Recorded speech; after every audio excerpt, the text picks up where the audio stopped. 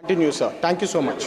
मैं आदरणीय संसद जी को बताना चाहता हूं, भारत सरकार कोई कोल माइन का प्राइवेटाइजेशन नहीं कर रहे।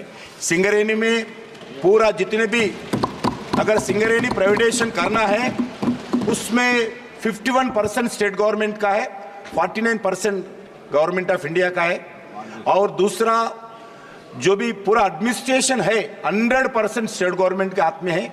इसलिए मैं आपके द्वारा संसद को, पूरे तेलंगाना जनता को मैं बताना चाहता हूं, सिंगरेनी कोल माइंस प्राइवेटाइजेशन नहीं है, हमारा लक्ष्य में नहीं है। हम उसको मजबूत करना चाहते हैं और मजबूत करना चाहते हैं। अभी मैं मंत्री बनने के बाद जो पहले सरकार था, वो सरकार उड़ीसा में कोल माइन मिला है, उसको 15-10 साल से उसका माइनिंग नहीं हुआ था। हमारा बीजेपी सरकार आने के बाद उड़ीसा में मुख्यमंत्री जी से, स्टेट गवर्नमेंट ऑफिशियल से, हमारा धर्मेंद्र प्रधान जी से बात करके सिंगरेनी का एक नया कोल माइन, सिंगरेनी देखते हुए नया कोल माइन दिलाया नरेंद्र मोदी सरकार, उड़ीसा में कांग्रेस बीजेपी सरकार आने के बाद।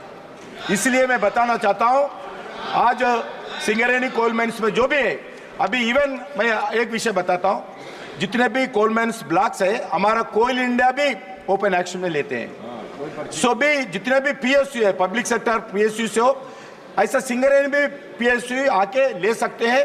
मैं उनको बताना चाहता हूं, सिंगरेनी आने वाले दिन में हमारा भी 49% केंद्र सरकार का है, प्राइवेटाइजेशन नहीं करेंगे, पूरा एम्प्लॉइज को सपोर्ट समर्थन करेंगे, सिंगरेनी को समर्थन करेंगे। मोदी सरकार सिंगरेनी कोल माइन्स के साथ है। AHA न्यूज को लाइक करें, शेयर करें और सब्सक्राइब करना ना भूलें।